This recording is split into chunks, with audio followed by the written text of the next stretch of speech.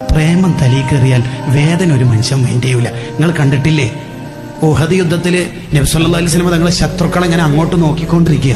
എന്താണ് അവർ ചെയ്യുന്നത്?